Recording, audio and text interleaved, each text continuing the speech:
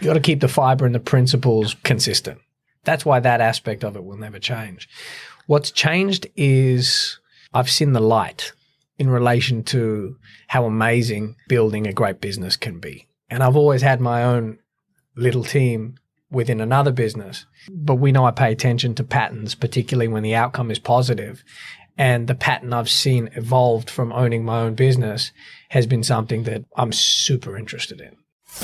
You're listening to Elevate, the official podcast of elite agent for real estate industry, sales professionals, property managers, and leaders. We bring you the best minds in business and real estate to help you list more, sell more, and elevate your results. To download your written action guide from this podcast containing extra tips, links, and shortcuts, visit eliteagentelevate.com. Now, here is your host, Samantha McLean. Welcome to another episode of the Elevate podcast, where we delve into some of the most interesting minds in business and in real estate for the very best tips and strategies for you to implement to elevate your business. I'm Samantha McLean, editor of Lead Agent and host of this week's show. Today, my guest really needs no introduction at all. It's his second time in the podcast studio. Welcome back, Gavin Rubinstein. Thank you very much. A lead agent feels like home. It's the second time back on the podcast, but I've been here many times. It is. We've still got your first cover up in our reception area. It's still one of my favourites. Thank you. It was actually my favourite, not one of my favourites, so thank you. Yeah, no, brilliant. These here are crazy times that we're in, and I think you were here about a year ago. Yeah, it'd be close to that. It would have been, August 2019, yeah. Yeah, when you went out on your own, you were just about to move into the office in Wallara. Who could have predicted the last 12 months? Jeez, it's almost like I was on a little rocket ship called TRG. I had exited Earth's atmosphere. I was heading for Mars, and someone called me, to come down for an emergency landing, that being COVID-19. But, positive always can be drawn from the negative, and we've pivoted and had success in that. So perspective is important, that we got to focus on being positive. Yeah, absolutely. You've just taken the leap into your own office. How did that feel like for you at the beginning? Like, what were you actually thinking when you were thinking, oh gosh, we can't go into the office for a while? I went into the office every day. I still did too. Yeah. It was just me and Mark. Yeah, so it was okay. It was different because obviously we couldn't have all the staff in there. So we rotated them 50 on, 50 off, week on, week off. Yeah. I took the view of like, if the captain is not at the steering wheel of the ship, then you can lose direction. So it was important that both myself and my brother were there daily, which we were.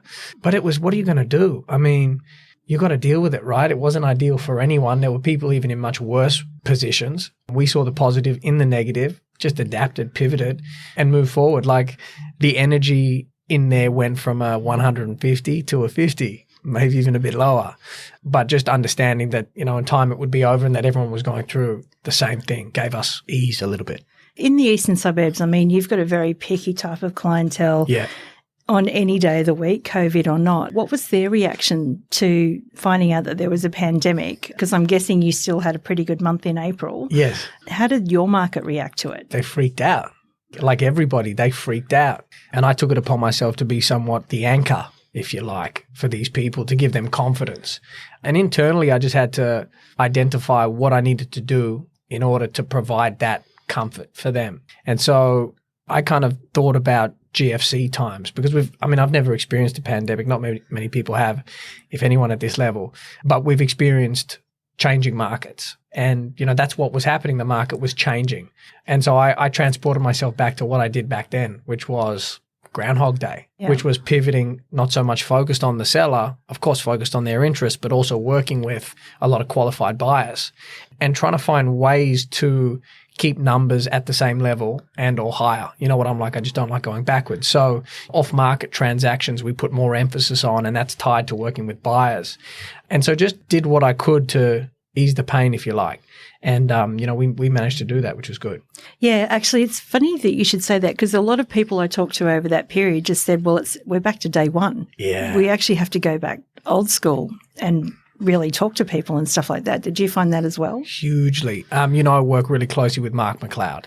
Yep. He's like my, one of my rocks, who I will always go to get advice from when I'm in somewhat of a down period. And look, without question, there was a 3-week, maybe 4-week period there that was super, super challenging for me internally. And he said to me, just don't forget why people buy Gavin. And when he talks about people, he's talking about vendors. You know, don't forget the 3 principles as to why people trust you to sell their asset. And he also said, never forget, people buy into Gavin as well because they want to see you scrap. They want to see you fight. They know you've got that dog in you. And if you don't display that, whether the market's up or whether it's down, you're not going to have as much success as you usually do.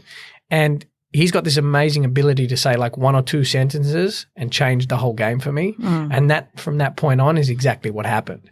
And it's exactly like you say, it's back to day one. It's borderline stalking people in a nice way without being a stalker and showing people that you're hungry and you're willing to do what it takes for them, adding the value. And it's been working well. Yeah, a lot of people have said to me too, and I found this as well, that picking up the phone has been a bit of a novelty. Huge. Because people are at home and they're actually keen for a bit of human interaction, a bit of human conversation. Did you find that as well? For sure. They want to talk. I mean, luckily, I'm not a waffle-on type of guy, so I don't usually find, even though I am a real estate agent, a lot of people would want to avoid me. It's going to happen, but not a lot of the time. So, you know, you got to pick the clients you can really continue to chase because some of them like to be chased, and you've got to pick the clients who don't want to be chased as hard, and then you need to approach in that way based on what suits them. And I found that worked really well. And what about the team? Because the thing is, some of the members of your team have been with you for quite some time. Yep. And then others are new, like you brought your brother into the business. Yep. And Patrick Cosgrove and his team have just joined. Oh my God. Yes, it's a team of 3 phenomenal guys. It's extra added responsibility for me to motivate and inspire these guys to continue to push.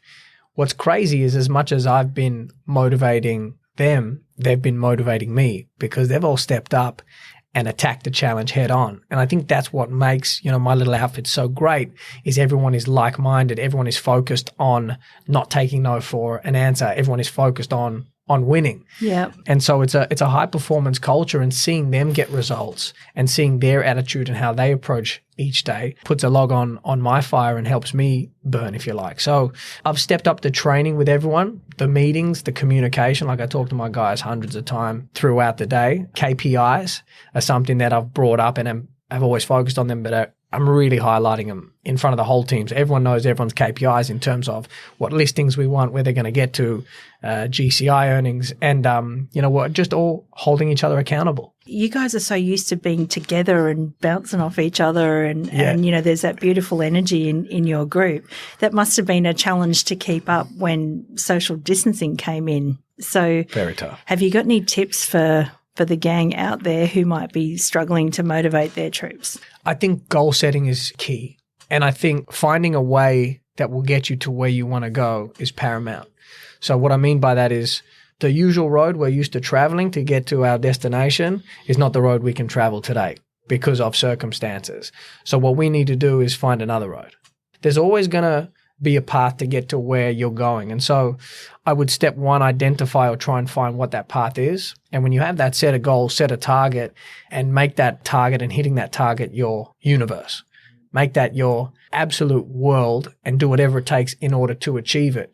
You know, I set passwords on my computer because I log in and out with targets I'm trying to hit. So I'm totally immersing myself day in, day out from morning to night what I want to achieve. And I always encourage the guys to set goals that are realistic. Don't set delusional goals, because what's going to happen is if you set a delusional goal and you don't achieve it, that's going to kill your confidence, that's going to kill your momentum, and you're not going to be able to move forward and progress. As opposed to the other side of that coin, which is if you set a realistic goal, you achieve it, that's going to build confidence, that's going to give you momentum, and that's going to allow you to progress further. I always bring up similarities between NBA basketball and real estate sales because they're both competitive team sports. And you can see some of the best players in the world, like, will have a night where they are putting the ball up and they just are missing. They just cannot get a ball in to save their life. It's a momentum game. Similar to sales, it's a momentum game. And then you see the other nights when they're just hitting and they can't miss. And they build off that momentum. It takes them into the next game and they do the same thing. So momentum in real estate is just as important. You want to set goals you're confident of achieving so that can lead you to the next goal and you can continue to progress. One sale will become another sale, and if you harness it correctly, will continue to create positive aspects in your real estate business. Yeah, absolutely. And I love your basketball analogy too, because even if you do sort of shoot and miss a couple of times, you can't stop shooting. Look, Kobe Bryant, unfortunately, It's been a shit of a year, hasn't it? Oh my God. I mean, that's just tragic news. But the great thing about him was he just would put up shots and have nights where he would miss and miss. But what everyone knew about Kobe was like, it didn't matter. He didn't care. He would miss, but he would keep going and going and going. And I think, one of the biggest aspects of your game as a real estate agent that needs work, or that you need to be able to do, is understand and acknowledge you're going to be wrong, and there's going to be listings that you miss, and there's going to be deals that you miss. But it's how you respond to that to keep moving forward with the same vigor, with the same energy, with the same positivity as before you missed, to break the seal. And that's what will allow you to create consistency. And too many people get like shelled up or shell shock or too down from missing, and that won't allow them to progress and move forward. I say it all the time. I miss so much on a daily basis. It's insane. There's crazy levels of pressure, particularly at the moment, from buyers, from sellers, from everywhere, from every angle. It almost feels like there's something in the water that is just making everything more challenging at the moment. But it's ensuring that you can go through that process and remain center to deal with what is next, that is going to determine the best from everybody else right now, I believe. I agree with you. The thing about the pandemic, it's so personal, and I think for a real estate agent, this is where it gets tricky, right? And I think you just touched on it, is that some people are keen and chomping at the bit to get out for dinner and get amongst people again, and some people just aren't. Yep. And so I think that comes into play in a real estate transaction because you're dealing in shelter. You're dealing with the most basic needs. So huge. One of the things I love about you is that some stuff just never changes. We met back in 2016 or 17 for the first time, and you were kind of saying the same things, about, when you miss a listing, it helps you learn and things like that. And I remember in the very first interview, or it might have been in the podcast last year, when you were trying to decide whether to go into your office or not, you said, when my back's up against the wall, that's when I'm at my best. Yeah. I fight, and I move forward. You said you were your best in that position too. I remember that, yeah. Yeah, absolutely. That's probably why we get along. So this year being such an interesting year, you have gone into business for yourself. What changes have happened in you? Because I know a lot of stuff stays the same as we've just talked about, but what are the big things that have changed for you? You got to keep the fiber and the principles consistent. That's why that aspect of it will never change. What's changed is I've seen the light in relation to how amazing building a great business can be. And I've always had my own little team within another business, but we know I pay attention to patterns, particularly when the outcome is positive.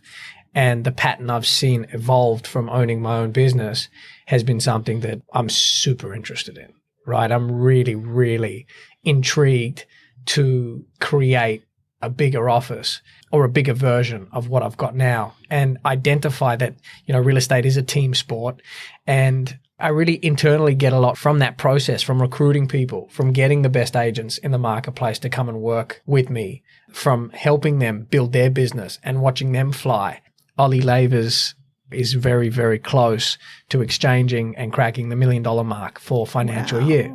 It's been his first year on his own, and I'm tracking this dude's numbers as hard as I'm tracking my own, because the feeling I get from him winning is just as good. And so it's been great to kind of discover different aspects that I get energy from and exploring that. So outside of that, and having a focus on other people and wanting to build other people up and build the team, that'd be probably the biggest change, because, having the support around me that I do with Remy, with Shani, who runs operations, which is Jerome's old job, and now in particular my brother, who is really the captain of the ship, there's not much else I have to do. It's buyers, it's sellers and deals. And what's new to that is agents, recruitment, and building them. And outside of that, that's my comfort zone. Outside of that, it's not. That's all I worry about, and the support takes care of the rest. What's it like working with your brother? That decision was the best decision I have ever made in business. He is just accuracy on another level. He has got a particular skill set and strengths that I don't. It's almost like every single one of my weaknesses are his strengths. And we've got, just an amazing understanding of flow and respect for each other. So far, so good. Amazing.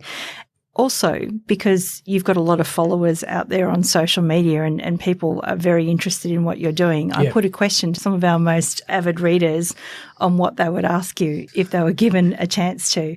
So I've sort of got some rapid fire questions here. Man. Are you ready for them? I'm ready. Hit me. Okay. Prospecting, always an age-old good one. Yep. Is SMS an effective way to replace letterbox drops?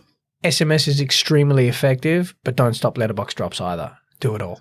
Yeah. All of your resources available to you as a real estate agent, particularly now, you use. If you're not sending SMSs, send SMSs. But then while you're sending SMSs, drop letters. While you're dropping letters and sending SMSs, make phone calls. While you're making phone calls, you're dropping letters, sending SMSs, put out content.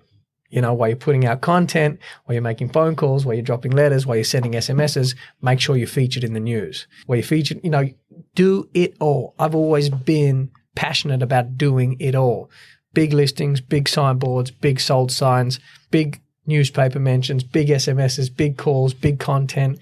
These are the resources that we have available to us as real estate practitioners. And if you want to be successful, do it all. Interesting. Actually, just speaking about social media, we do have someone filming us today. Tom from X Media. Tom from X Media. Hello. I had to barter harder than some multi-million-dollar deals to get this guy to fly down. He's hard work. So we've noticed you've been a little bit quieter on social media lately, but is that a reflection of not being able to sort of have so many people around? It's a combination. So that's number one. Number two is I think you've got to be careful with the content you put out. So some of the previous content where there's an element of chest beating attached to it, talking about how many multi-millions of dollars in transactions we exchange in a month is not the angle I'm taking right now because it's a bit tone deaf. It's not the vibe. I'd rather talk about what is the adversity, how we are overcoming that, come from more of a motivational, inspirational position so that we can help, others. And that's what we've been doing, right? Plus, I don't trust anyone else apart from these guys to film my stuff, and they've been caught in Brisbane. So they're opening up and they're coming down on a weekly basis, got properties to shoot, so... Tom, I told you you'd get a question.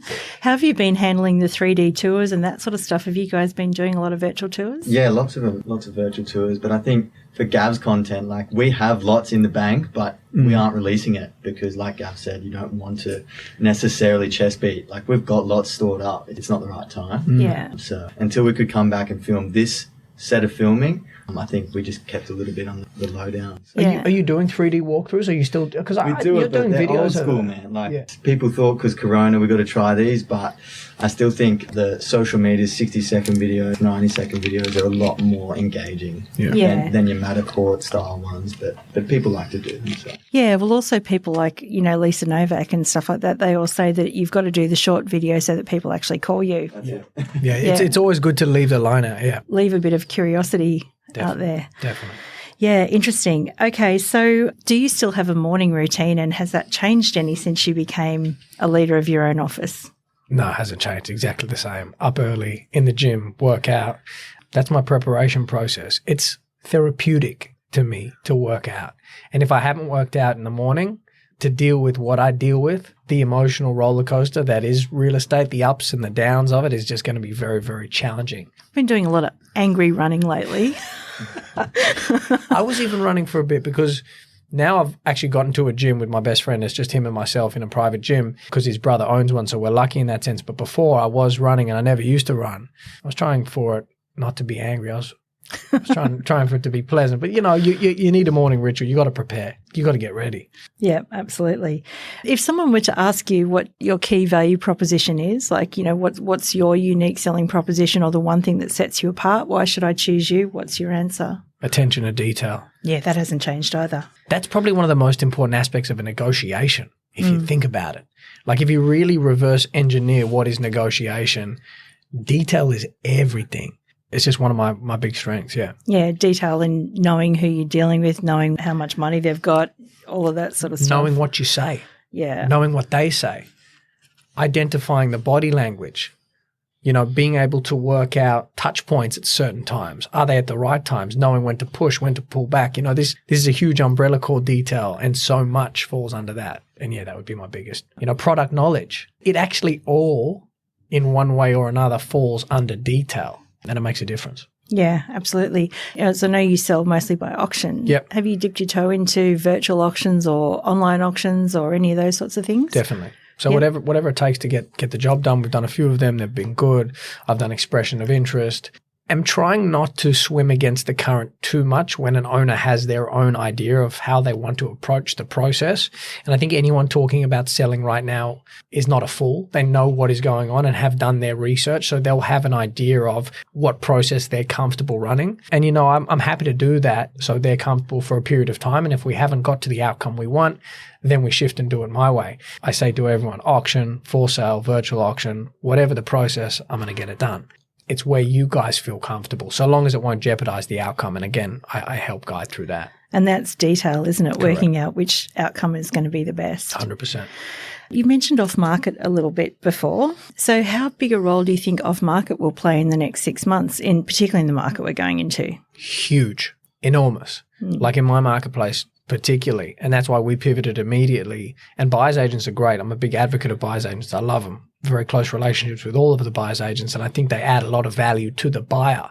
But as a real estate agent, if you are not making a hot list of buyers yourself and working with these guys on a daily basis and wrapping them up in cotton wool and providing a service to them like you would a seller, there's no way you're going to be able to maintain and progress. Absolutely no way.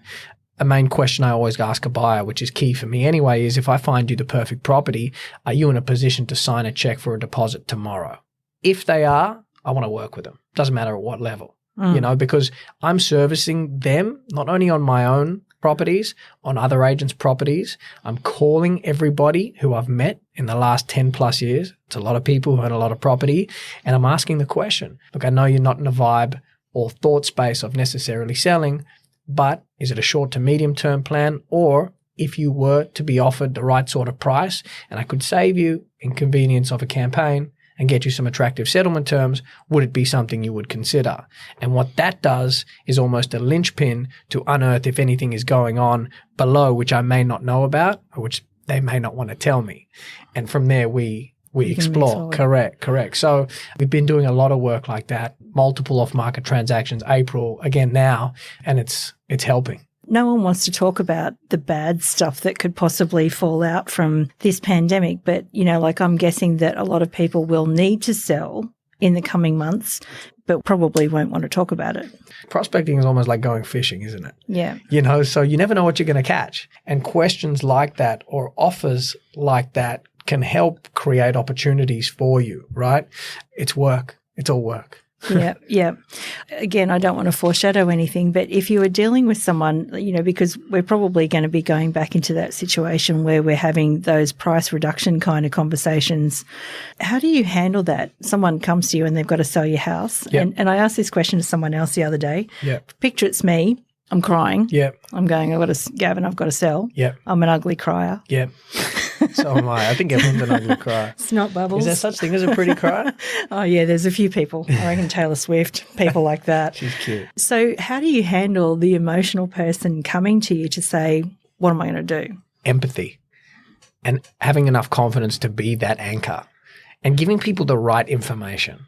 I'm not afraid to push back at all. And because of that, I lose business, and that's fine. I live and die by the sword. I accept that. I go to sleep every night knowing I did the absolute best I could in that day for the people that I represent. But it almost becomes a function of, I understand your expectations and I understand your position, but if we're going to approach this realistically, we need to consider facts and we need to consider evidence as the right information to be able to make informed decisions. We can't just have this expectation based on hope because it allows us to get to a certain stage based on what's going on in our life. We need to identify what are the comps, not in the last year, not in the last 12 months, not in the last year. What are the comps in the last 14 days? What is the dollar buying in terms of value, land size, house? What value does it represent? What does this offer? And where should we start it based on all of these factors? Ultimately, what day and what you're going to get from me is unconditional commitment, right? And a comprehensive understanding of the process that is absolutely second to none.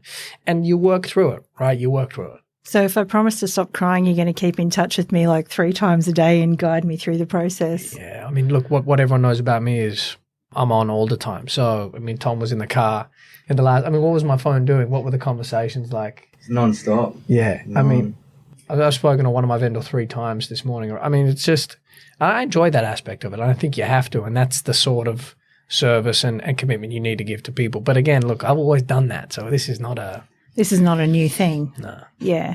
There's a lot of agents wondering now what to say in a listing presentation at the moment, because obviously people are nervous about letting people into their homes. Yep. Have you actually changed the way that you allow people to come in open for inspections, and how are you sort of explaining that to people? Yeah, so sanitizer at the front and a lot more strategic around the approach of open homes. So at open homes, we're not putting flags in the board, sandwich boards out. We're not necessarily advertising all the open home times online. We're saying inspection by appointment. You know, if people are serious about wanting to see a home, they're going to ask, when is the open time? That'll create dialogue and it'll put us in a position to qualify. So a lot heavier qualification is happening on the buyer front, and it is making a difference. I prefer it. One of the parts of this business that I really don't like is the part where the neighbours come through, or the people who aren't even buying come through just because they've got nothing else to do. They walk through the property, talk the property down, very vocal about their opinion when they're not even a buyer, and a real buyer hears it and it puts them off.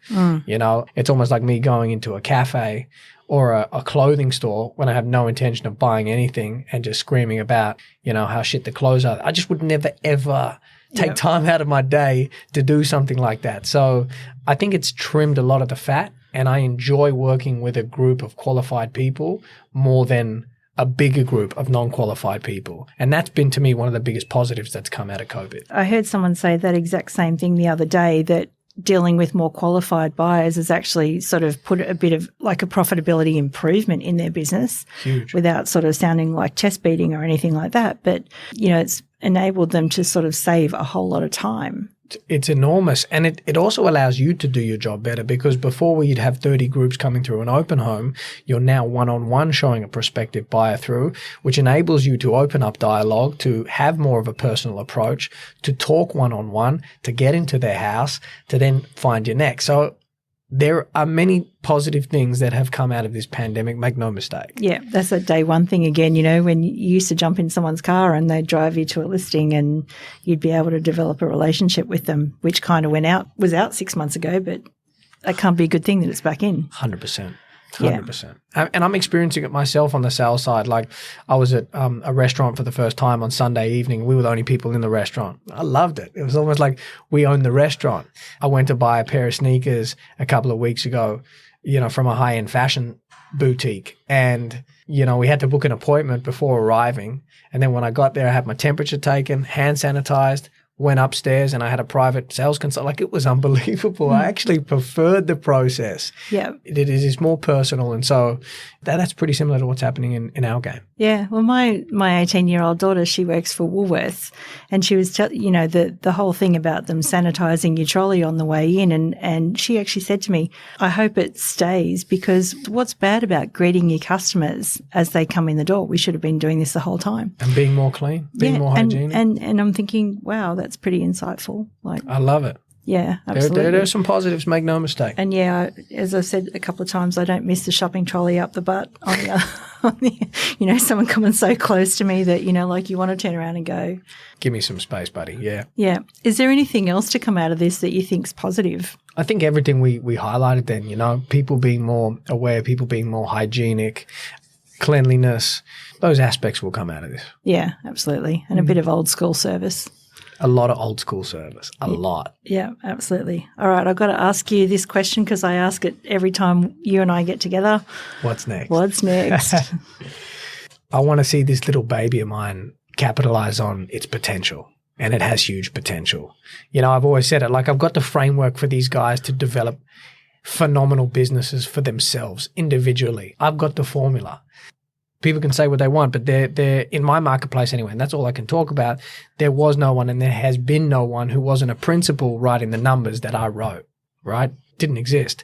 So I have what principles you can follow. I have the framework for you, and I can help you get your business to a high level. And as a result of you winning, I can also win if you're in my outfit. So it's having that mutual benefit from all partners involved, being apparent and identifying it, and just continuing to watch, you know, Ray White TRG grow from strength to strength to strength to where I know it's going to go. Yeah, well, that's it. Times like this actually make us stronger, right? 100%. Absolutely. So, Gavin, as always, it's amazing talking to you and amazing catching up with you and everything else. If there was one thing, one piece of advice that you'd like to leave everyone with, what would it be? Never give up. Yeah, I reckon. Actually, do you know what? Sorry, let's unpack that for a moment. I reckon people give up way too easily. I remember growing up with this illustration on my fridge. It's from my father. He was such a positive dude, right? And he is such a positive dude. And it was an illustration, which I could probably find for you and I'll send it to you, of it's a pelican, right? And there's a frog in the pelican's mouth, but the frog's arms are reaching out and grabbing the pelican's neck. And so you've obviously got the pelican trying to swallow the frog, but the frog's not letting the pelican swallow him. Yep. The frog's just trying to hold onto his neck and pull himself out. And then you have just in that one phrase, never give up. I mean, you can learn so much from that, right? So people are going to be challenged at the moment in whatever they do. Real estate as a profession is going to be challenged. You as an individual, you're going to be challenged. You're going to have days when you feel like there's just no point, or what is the point? And it's those days when you're closest to actually breaking the seal. So never do give up, and whatever you're focused on, do whatever it takes to get there. Yeah, that's it, because other people give up. And then with other people giving up, then if you don't give up, then there's no traffic on the extra mile. You said it better than me. Oh, no. No, I couldn't possibly have said that. All right, let's end on one more thing then. Clearly, I don't want you to go. All right, one more piece of advice. Yes. Another piece of advice to people, I would say, always try to see the positive in the negative, because there is always one. Always. It doesn't matter how negative. It doesn't matter how bad. It doesn't matter. There is always a silver lining. There is always a positive. There is always a learning that you can take from a bad situation. Well, it's like we're all writing a story right now, isn't it? Like 20 years from now, we'll all be saying, what on earth was that? What did you do during COVID-19? Yeah. Yeah, absolutely. Gavin Rubinstein, always a pleasure. Thank you so much. Thank you so much. We hope you enjoyed this episode of Elevate from Elite Agent. To download your written action guide from this podcast containing extra tips, links and shortcuts, visit eliteagentelevate.com.